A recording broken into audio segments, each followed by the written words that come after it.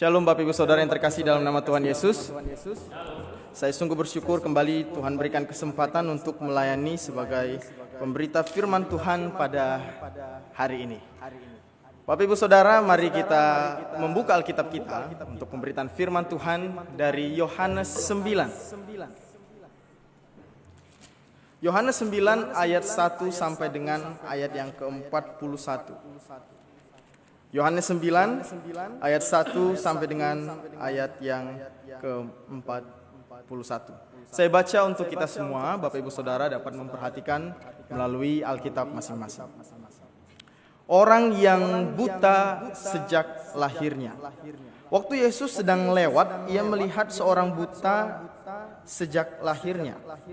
Murid-muridnya bertanya kepadanya, "Rabi, siapakah yang berbuat dosa? Dia sendiri atau orang tuanya, sehingga dia dilahirkan buta?" Jawab Yesus, "Bukan dia dan bukan juga orang tuanya, tetapi supaya pekerjaan-pekerjaan Allah dinyatakan di dalam dia. Kita harus mengerjakan pekerjaan Dia yang mengutus aku. Selama masih siang, akan datang malam ketika tidak ada seorang pun yang dapat bekerja. Selama aku di dalam dunia, akulah terang dunia." Setelah ia mengatakan semuanya itu, ia meludah ke tanah dan membuat lumpur dengan ludah itu, lalu mengoleskannya pada mata orang buta itu dan berkata kepadanya, "Pergilah, basuhlah dirimu dalam kolam Siloam." Siloam artinya yang diutus. Orang itu pun pergi membasuh dirinya, lalu kembali dan dapat melihat. Tetangga-tetangganya dan mereka yang dahulu mengenalnya sebagai pengemis berkata, "Bukankah dia ini yang selalu duduk dan mengemis?" Ada yang berkata, "Benar, dialah ini." Ada pula yang berkata, "Bukan, tapi ia serupa dengan orang itu."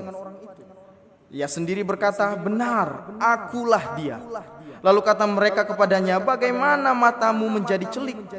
Jawabnya, "Orang yang disebut Yesus itu membuat lumpur, mengoleskannya pada mataku dan berkata kepadaku, 'Pergilah ke Siloam dan basuhlah dirimu.' Lalu aku pergi dan setelah aku membasuh diriku, aku dapat melihat."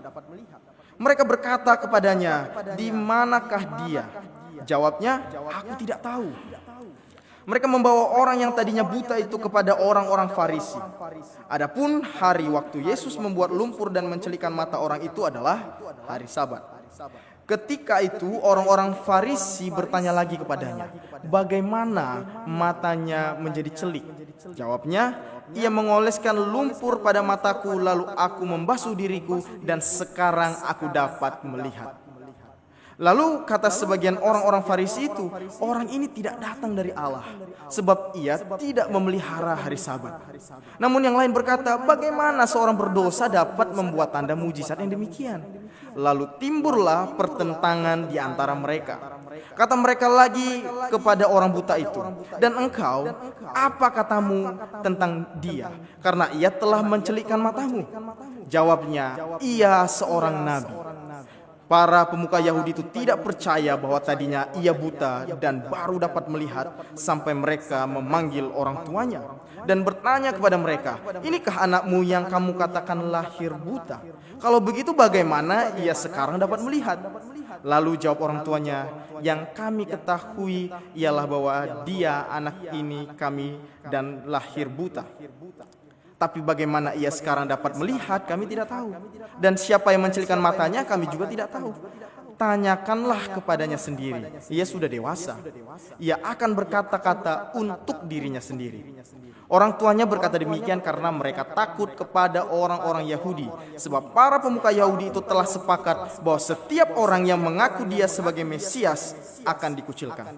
Itulah sebabnya orang tuanya berkata, "Ia telah dewasa, tanyakanlah sendiri kepadanya." Mereka memanggil untuk kedua kalinya orang yang tadinya buta itu dan berkata kepadanya, "Beri kemuliaan bagi Allah. Kami tahu bahwa orang itu orang berdosa." Jawabnya, "Apakah orang itu orang berdosa? Aku tidak tahu. Namun satu hal aku tahu, bahwa aku tadinya buta dan sekarang dapat melihat." Kata mereka kepadanya, apakah yang diperbuatnya padamu?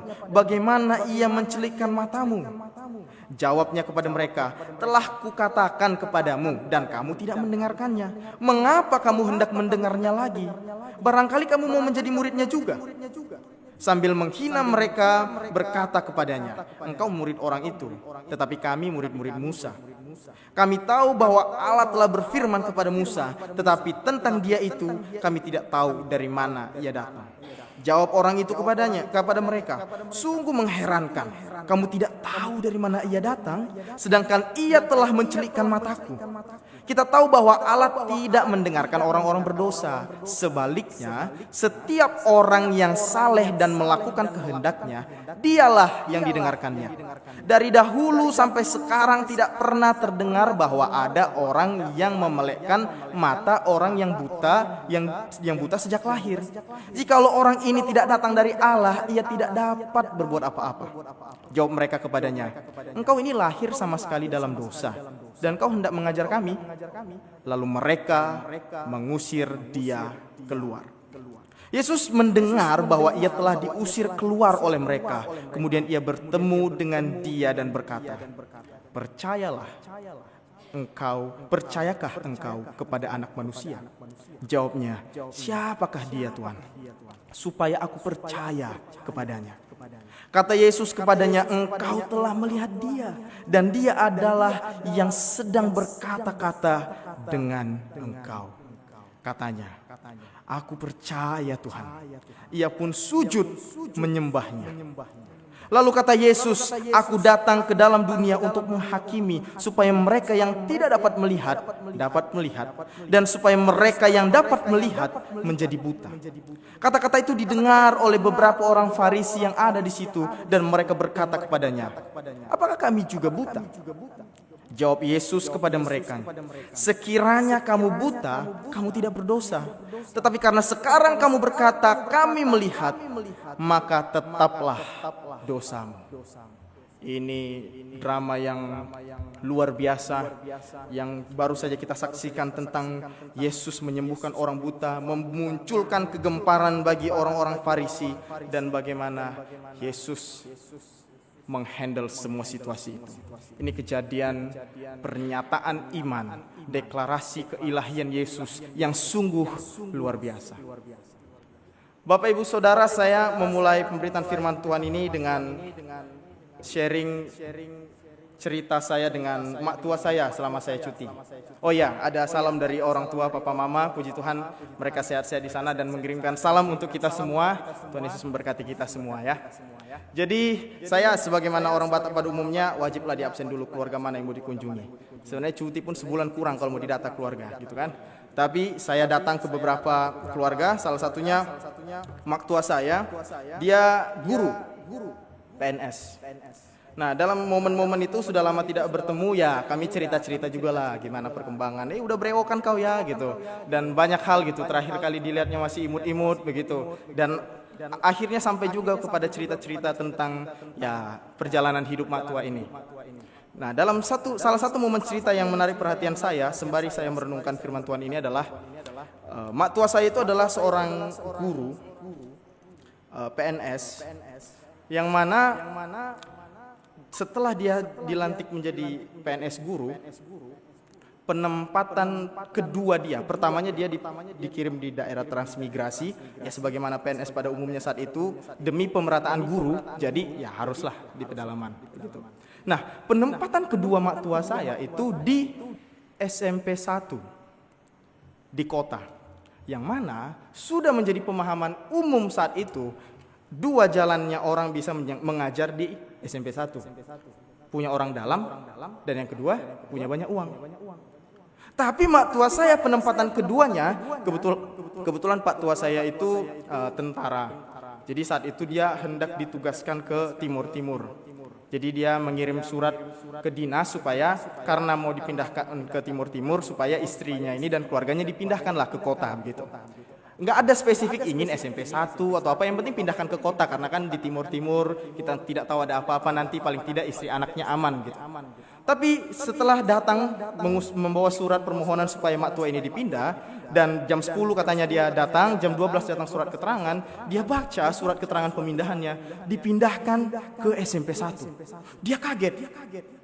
Loh, kok bisa langsung ke SMP 1 ini? Luar biasa sekali kesempatan yang Tuhan kasih untuk dia bisa pindah ke SMP 1. Senang, bersyukur kepada Tuhan untuk bagaimana cara Tuhan bisa mak tua saya pindah ke SMP 1. Akhirnya mereka berangkat ke kota, ke SMP 1. Dan begitu sampai di SMP 1, salah satu guru yang menurut mak tua itu cukup legend di SMP 1 itu datang panggil dia. Datang dia dan ditanya, siapa orang dalammu? Siapa yang bawa kamu ke sini? Enggak ada. Suami saya kirim surat ke kantor dinas supaya saya dipindahkan karena suami saya mau ke timur-timur. Kemudian saya dipindahkan dan saya lihat surat keterangannya SMP 1. Ah, masa? Atau berapa uang yang kamu bayar? Hah, uang? Mana ada uang saya? Pokoknya suami saya kirim surat ke kantor dinas untuk saya dipindahkan ke kota, kemudian saya dipindahkan dan ternyata kepindahannya ke SMP 1. Ah, nggak mungkin. Pasti antara dua itu. Siapa orang dalammu? Siapa yang kamu kenal, keluargamu dari mana? Atau berapa uang yang kamu bayar untuk itu? Dijelaskan ya sebagaimana adanya, tapi tetap tidak percaya. Karena pemahaman umum saat itu nggak mungkin dengan jalur kayak gitu kamu bisa sampai ke sini. Itu salah satu cerita. Tapi mak tua saya ceritakan ya memang begitu adanya, Tim.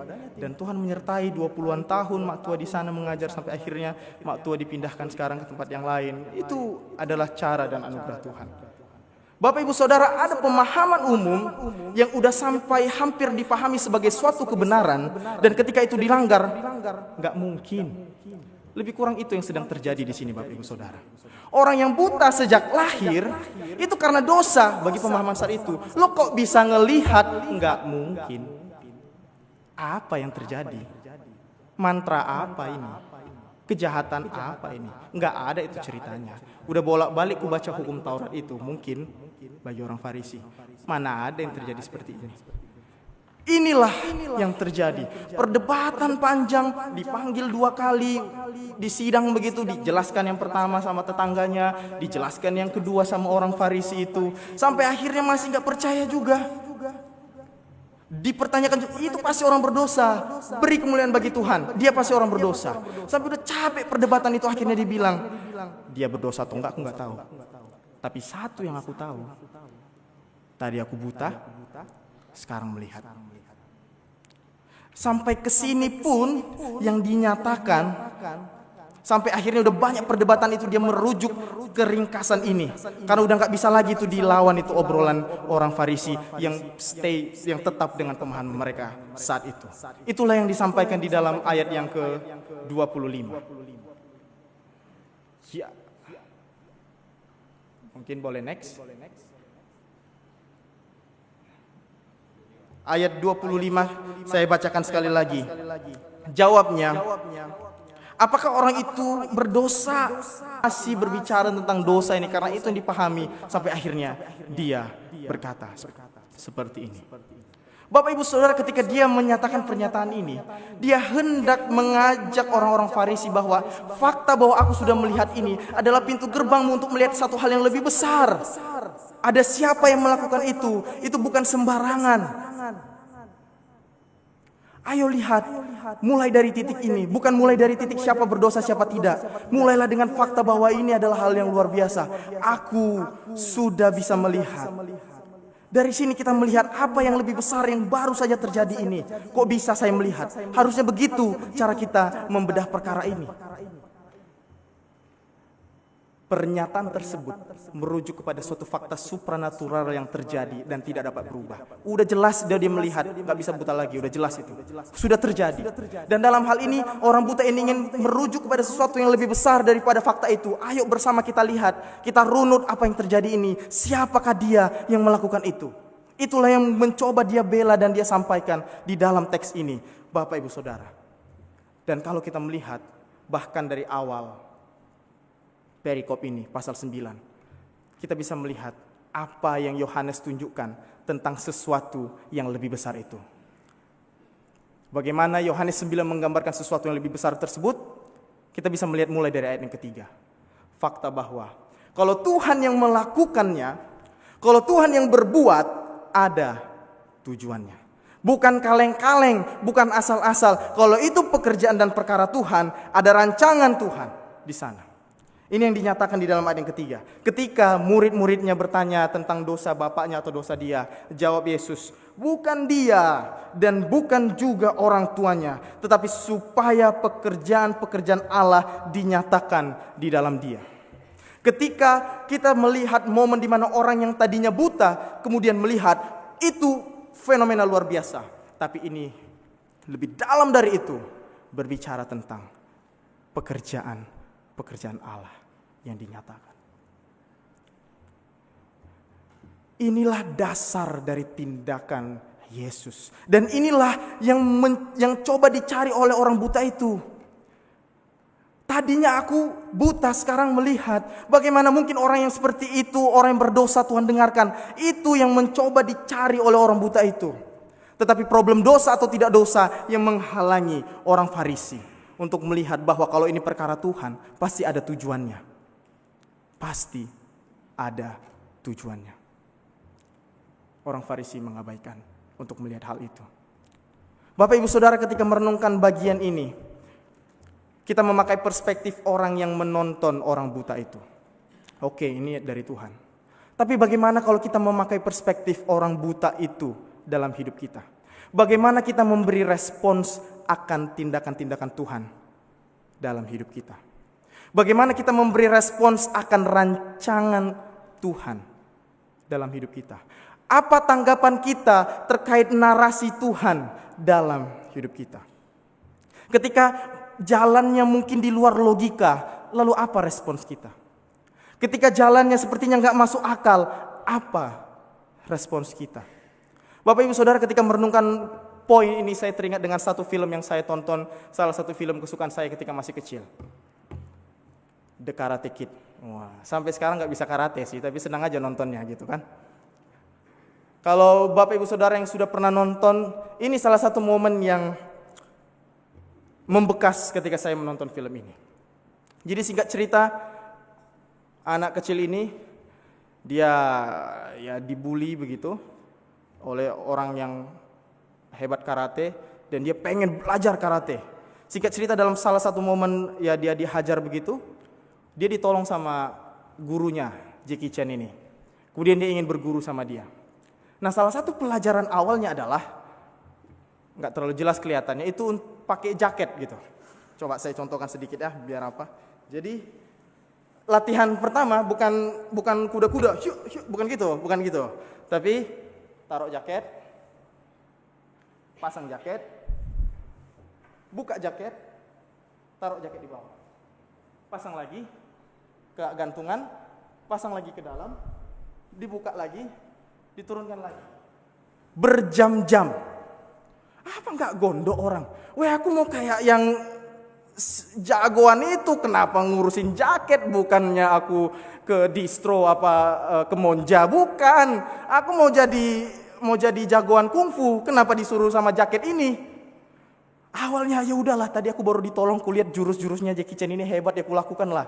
Tapi lama-lama ya gondok juga. Kok gini yang dilakukan? Aku pengennya itu, apa salah ngomong, mungkin aku sama si Jackie Chan ini mau melamar kerja. Bukan, aku mau jadi jagoan kungfu. Akhirnya dia kesal, dia marah karena bagi dia ini nggak ini jalannya. Jadi seorang yang hebat karate itu nggak ini jalannya. Sampai Jackie Chan kesal, dia suruh, ayo tiru. Rupanya dari yang begitu-begitu bisa hebat, Bapak Ibu Saudara. Mungkin itu bisa kita tiru nanti di rumah, siapa tahu jadi beneran hebat juga. Akhirnya ternyata itu salah satu jurus yang hebat begitu. Tapi ketika menjalaninya ini nggak masuk akal. Bapak Ibu Saudara, bagaimana kita merespons tuntunan Tuhan dalam hidup kita? Kalau kita di posisi orang butanya ini, ketika Tuhan hendak memberitahu sesuatu dalam hidup kita, kita percaya kepada Tuhan atau kita ngajarin Tuhan? Enggak kayak gini Tuhan, ampun. Yang lain kok kan kayak gitu. Ya kayak gitulah Tuhan, bukan yang begini. Bagaimana kita memberi respons akan rancangan Tuhan yang padahal kita tahu ada tujuannya, ada maksudnya. Bukan kaleng-kaleng. Dia yang menciptakan kita, dia yang tahu hidup kita. Dan ketika dia menunjukkan jalannya, bagaimana respons kita? Ini yang mau bersama kita lihat dari orang buta ini. Ini yang mau bersama kita waspadai supaya kita tidak seperti orang Farisi itu, tapi seorang buta ini. Oleh karena itu, bagaimana ketika kita tahu Allah punya tujuan, bagaimana seharusnya kita merespons terhadap rancangan Tuhan itu? Kita melihat dari apa yang dilakukan oleh orang buta ini. Apa yang ditunjukkan oleh orang buta ini adalah pengakuan iman yang bertumbuh. Ekspresi iman yang terus semakin lama semakin dalam, semakin hebat, semakin karena tahu dia lebih lagi, diekspresikannya juga lebih lagi. Bapak ibu saudara, ketika kejadian perkara dan ditanya oleh tetangganya, responsnya apa? Di dalam ayat yang ke-11. Jawabnya orang itu disebut Yesus. Ya Yesus namanya, kan aku baru ketemu kan begitu. Namanya Yesus, ku tengok. Yesus membuat lumpur, dioleskannya pada mataku, dan dia berkata kepadaku, pergilah ke Siloam dan basuhlah dirimu. Lalu aku pergi dan setelah aku membasuh diriku, aku dapat melihat. Melalui perjumpaannya dengan Tuhan, muncul pengenalan dia dengan Tuhan. Dia, Yesus. Dia nyatakan itu. Enggak ada dia ngomong sama tetangganya, oh memang karena aku hebat, ada ramuan yang aku buat, makanya aku bisa melihat. Enggak, dia nyatakan kepada mereka, Yesus yang buat. Pengenalan dia saat itu, ekspresinya dia saat itu, Yesus yang buat. Dalam momen perjalanan itu ada diskusi, ada perdebatan lebih lanjut. Kemudian dia pun sambil merefleksikan momen itu sampai kepada ayat 17 ketika ditanya lagi, menurutmu apa katamu tentang dia yang mencelikkan matamu? Tadinya dia bilang Yesus namanya, dia yang buat. Sekarang menurutmu apa kau bilang tentang dia? Dia seorang nabi. Dia bukan orang biasa, bos. Kalau dia bisa mencelikkan mataku, paling tidak dia lebih daripada orang-orang pada umumnya. Dia seorang nabi. Itu yang dinyatakan. Semakin dalam dia mencari tahu, semakin dalam dia melihat semua situasi ini, semakin dalam diskusi itu, maka semakin jauh juga ekspresinya. Dari menyebut nama aja, sudah mulai ada unsur iman di dalamnya. Dia nabi. Ada pertumbuhan di sana. Kemudian lebih lanjut lagi, masih dijegal juga oleh orang Farisi itu, ditanya-tanya sampai muncul ayat yang ke-25 tadi, mau berdosa kayak dia, mau enggak aku enggak tahu, yang penting aku melihat. Sampai dia diusir. Bapak Ibu Saudara, gradasi perjalanan hidupnya bukannya makin baik, tapi makin dikucilkan. Ayat 34 akhir, lalu mereka mengusir dia keluar. Lalu ketika dia diusir keluar, apakah selesai? Mungkin bagi orang Farisi itu penyelesaian singkat. Langsung di-delete aja dia dari situ kan, keluar. Tapi jalan hidupnya tidak selesai, Bapak Ibu Saudara. Jalan hidupnya tidak selesai. Yesus yang tahu betul dia diusir, datang menemuinya. Bapak Ibu Saudara, dalam perjalanan iman kita, apa yang terjadi mungkin bukan dari mata manusia makin mulus. Dari mata manusia mungkin makin kacau. Tapi Tuhan gak buta. Bukan Tuhan tidak peduli, Tuhan tahu pada saat kapan dia datang menemuimu dalam perjalanan imanmu. Itu yang membuat dia terus bertumbuh. Ada momen dan Tuhan tahu itu momen yang tepat. Dia datang kepada orang itu. Yesus mendengar ayat 35 bahwa dia telah diusir. Orang buta itu telah diusir oleh mereka, ayat 35. Kemudian ia bertemu dengan dia dan berkata, percayakah engkau kepada anak manusia? Jawabnya, dalam perjuangan iman, kemudian dia diusir, dia berusaha menjelaskan kebenaran, dia berusaha mengekspresikan imannya, tapi dia mendapatkan penderitaan. Dan dia jawab di ayat 36, siapakah dia Tuhan? Supaya aku percaya kepada dia. Yang dia hadapi adalah diusir, dia gak tahu perjalanan hidup dia selanjutnya gimana. Tapi dia masih berfokus kepada siapa dia Tuhan, supaya aku percaya pada dia. Oke, penting melihat bagaimana aku diusir, selanjutnya hidupku gimana. Tapi sekarang siapa dia? Fokusnya kepada siapa dia mau percaya. Dan itulah yang dikatakan kata Yesus kepadanya, engkau telah melihat dia dan dia adalah yang sedang berkata-kata dengan engkau. Ayat 38 katanya, aku percaya Tuhan. Yesus namanya. Makin lama kenal, dia seorang nabi, aku mengimani dia nabi. Dan ketika bertemu dan Yesus jelaskan akulah dia berkata ini, aku percaya Tuhan. Dan dia ekspresikan sujud menyembah. Dia itu baru saja diusir Bapak Ibu Saudara. Dia itu baru saja tidak tahu ke depannya gimana. Tapi ketika bertemu dengan Yesus, yang dia bilang, aku percaya Tuhan. Dan sujud menyembah. Bapak Ibu Saudara, bagaimana dengan progresi ekspresi iman kita? Bagaimana dengan peningkatan ekspresi iman kita? Sejak pertama kita percaya Kristus, sejak pertama kita menyatakan aku anak Tuhan, aku ditebus dan aku mau menyatakan imanku, aku mau melayani. Sampai sekarang, bagaimana tingkatan ekspresi iman kita? Ketika bahkan dalam keseharian kita Tuhan membukakan dirinya, ini aku yang mengasihi engkau, ini aku yang membukakan berkat bagimu, ini aku yang melindungi keluargamu. Tuhan terus menyatakan dirinya, bagaimana kita menyatakan iman kita? Ketika orang buta ini ada momen, wah aku bisa sembuh dan aku menyatakan imanku. Mungkin momen-momen pernyataan iman kita juga serupa dengan orang buta ini. Ada sakit yang kita alami, kemudian kita disembuhkan. Oh Tuhan, aku mau melayani engkau. Ada pergumulan yang kita alami dan Tuhan menyelesaikan. Oh Tuhan, aku mau melayani engkau.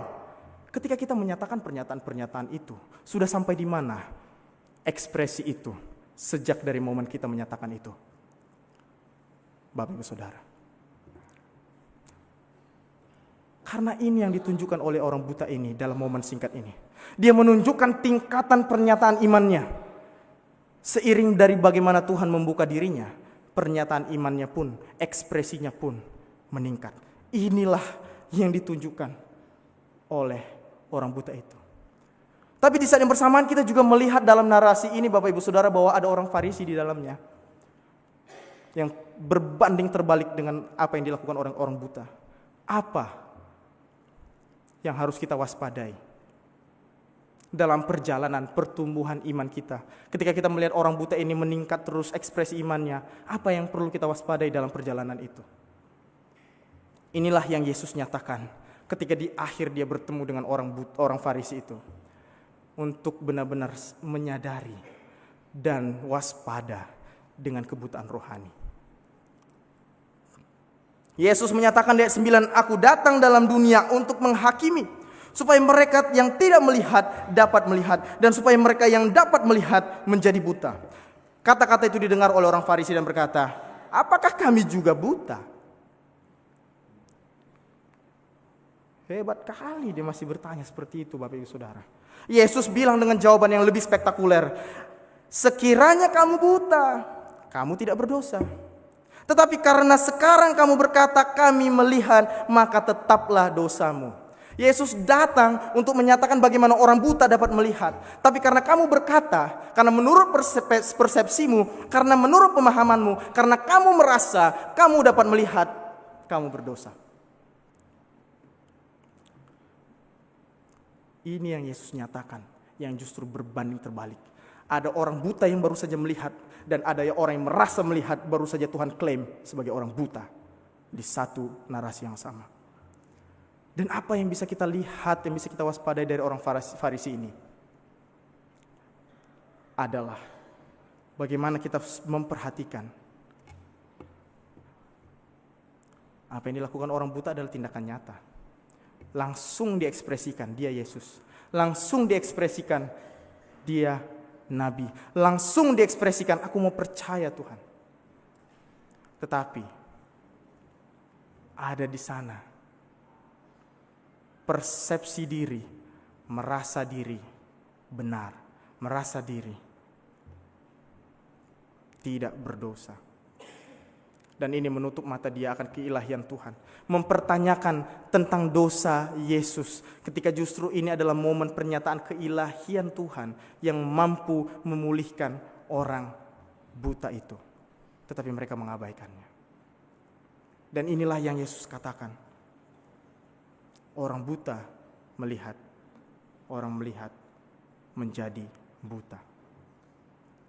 Bapak Ibu Saudara, dari apa yang kita lihat kisah seorang buta ini, kita dipanggil untuk melampaui masalah fisik menuju pengenalan dan iman yang sejati kepada Kristus.